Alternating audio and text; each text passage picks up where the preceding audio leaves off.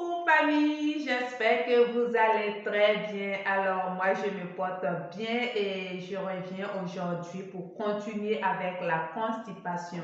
Nous avons vu en premier lieu ce que c'était la constipation. Qu'est-ce que c'est que la constipation? Et en deuxième vidéo, nous avons parlé des causes de la constipation. Aujourd'hui, nous revenons pour vous dire les conséquences, partager avec vous les conséquences de la constipation.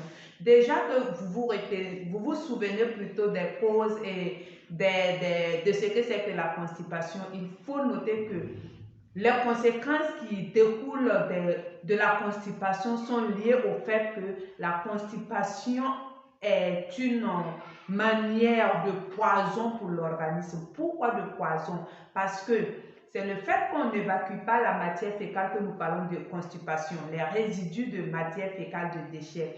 Et ces résidus qui restent en nous empoisonnent le corps. On prend un exemple terre à terre. Lorsque vous prenez de la nourriture que vous mangez et que le reste vous la posez quelque part dans un endroit de la maison, qu'est-ce qui se passe le lendemain? La nourriture commence à se décomposer, mais ce qu'on retient, c'est que la nourriture ne va pas sentir seulement qu'à l'endroit où nous l'avons déposée, mais dans toute la maison. C'est la même chose avec la constipation. La matière fécale qui se décompose au niveau de notre côlon ne va pas tout simplement nuire au côlon, mais à tout le système de l'organisme. Donc, les conséquences qui vont suivre, c'est d'abord le cancer du côlon que vous savez très bien. Il y a également d'autres maladies, genre le diabète qui peut en découler. Il y a les flatulences que vous connaissez très bien, les ballonnements, les gaz. Voici des maladies que vous allez tout simplement constater. Il y a l'occlusion intestinale, une maladie que certains demanderont qu'est-ce que c'est. Il y a également la sclérose en plaques qui peut être causée par la constipation. Il y a tellement de maladies dont je ne pourrais citer les maladies, mais sachez que le fait qu'on dise que la plupart de nos maladies commencent dans le côlon, c'est le fait que ces maladies-là prennent source du moment où l'organisme est empoisonné, où chaque organe ressent l'odeur, ressent la matière fécale qui se dégage de notre côlon. C'est pourquoi nous disons de tout faire pour garder le côlon propre afin d'éviter la majorité des maladies de notre siècle.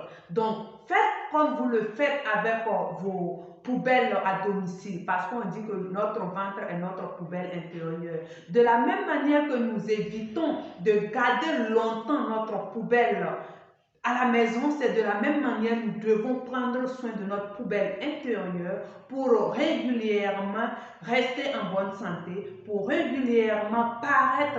Sachez que je vais m'adresser particulièrement aux femmes. Lorsque vous êtes une femme et que vous ne prenez pas soin de votre intérieur, sachez que peu importe ce que vous allez faire, il y aura des répercussions de la constipation sur la peau. Vous ne pouvez pas être jeune, vous ne pouvez pas paraître belle si vous avez un intérieur très sale, si vous avez un intérieur impropre. Donc, tout ce qui est santé, tout ce qui est beauté commence à l'intérieur de nous, à savoir dans notre système digestif, dans le transit intestinal.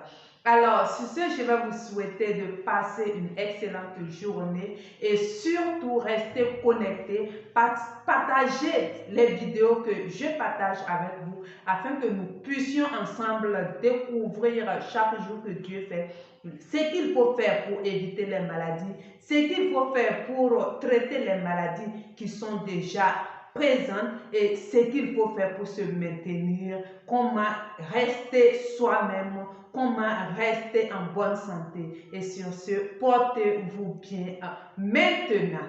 Allez, bye bye!